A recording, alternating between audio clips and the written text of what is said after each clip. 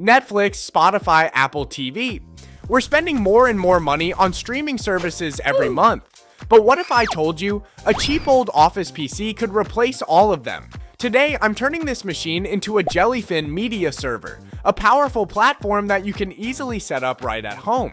The goal is to give it plenty of storage, smooth streaming performance, low power consumption, and keep it budget friendly. Can this old PC really replace your streaming subscriptions? Let's get started. Basically, I wanted to find a real bargain that could run Jellyfin smoothly. Now, picking the perfect hardware can be tricky since everyone's needs are different, but for me, I wanted to focus on three main things. First, storage. The more, the better. I need a system that can fit at least 2 hard drives. Second, transcoding. While I can't expect top-tier performance at this price point, I want to make sure it can handle 10-bit HEVC.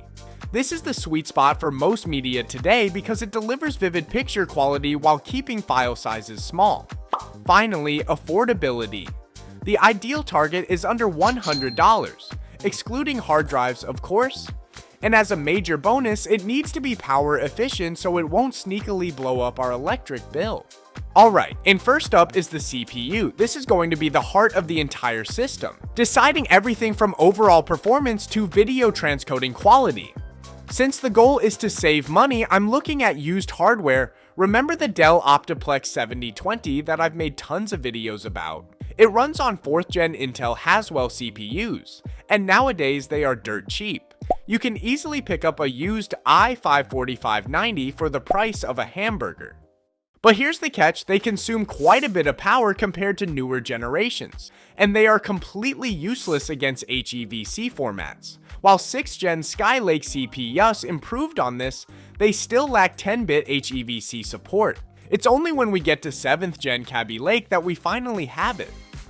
Now for a Jellyfin server, we don't need a crazy high core count CPU or insane clock speeds.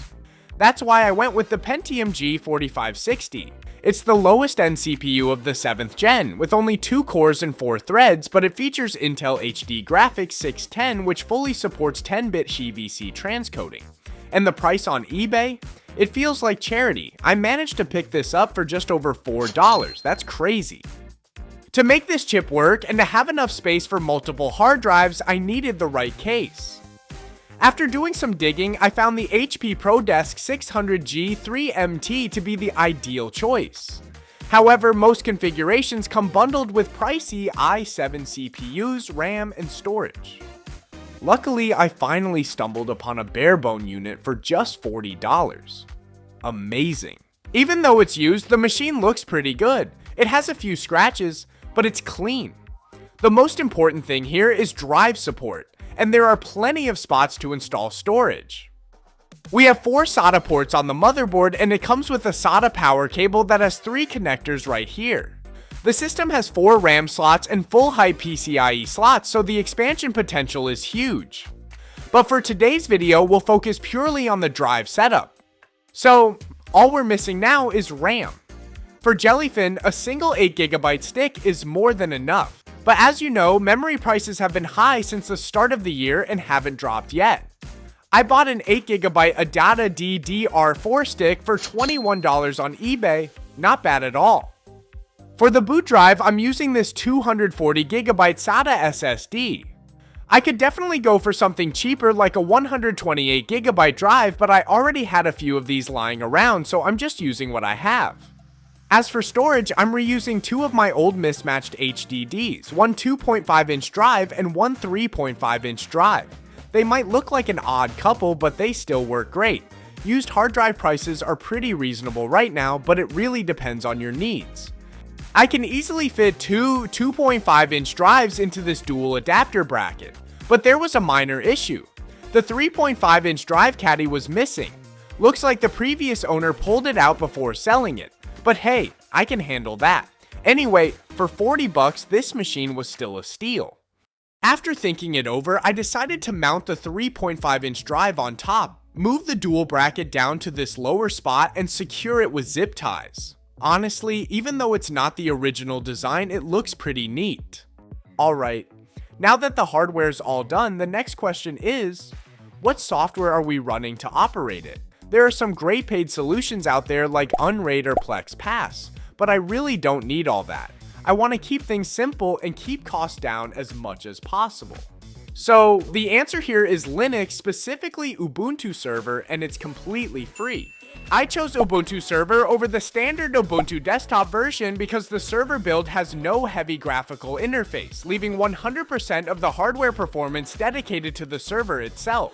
The setup process is actually super simple. First, I installed Ubuntu Server onto the 240GB SSD as our boot drive. To make managing it easy without typing complex Linux commands, I installed CasaOS.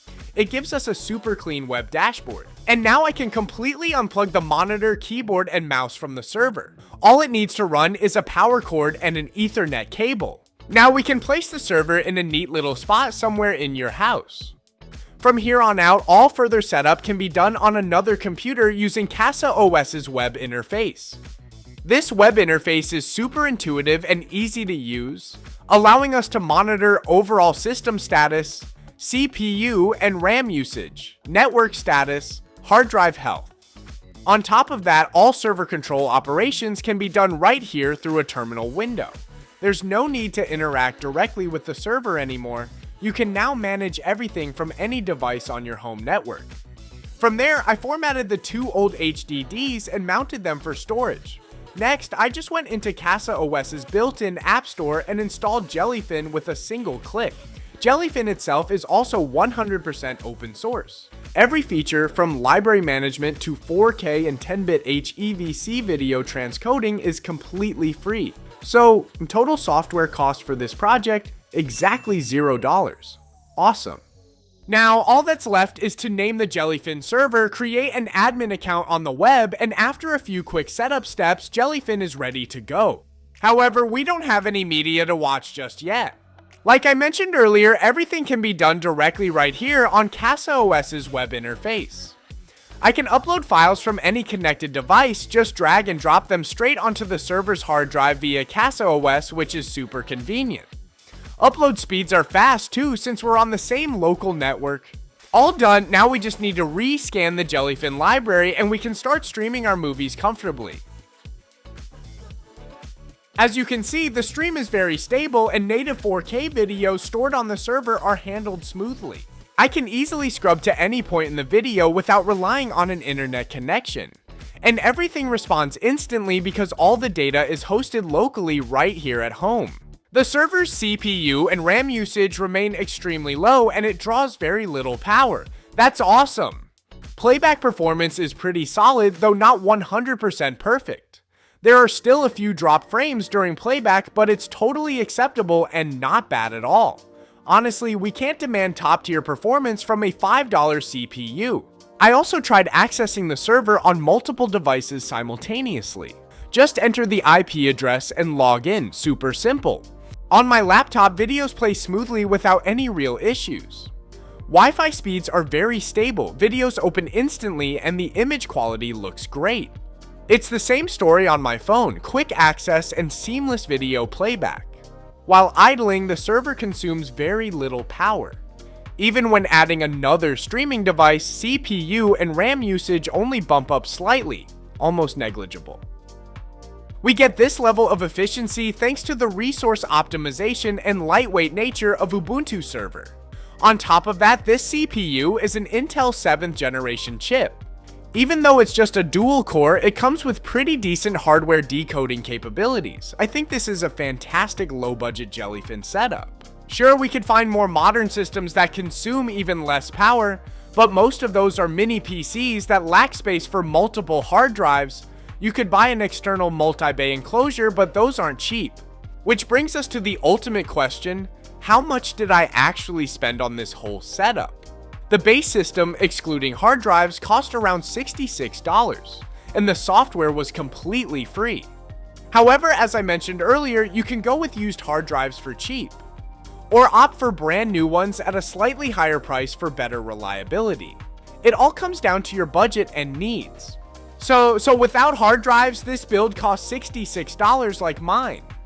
If you include the storage, the total cost comes out to around $140. That said, this setup might not be the absolute perfect choice for everyone. It's just the best temporary solution I could find for now. So what do you think? A cheap, low-power, repurposed older system with ideal performance for a Jellyfin server. Do you have any better suggestions for a build like this? Let drop the comments below.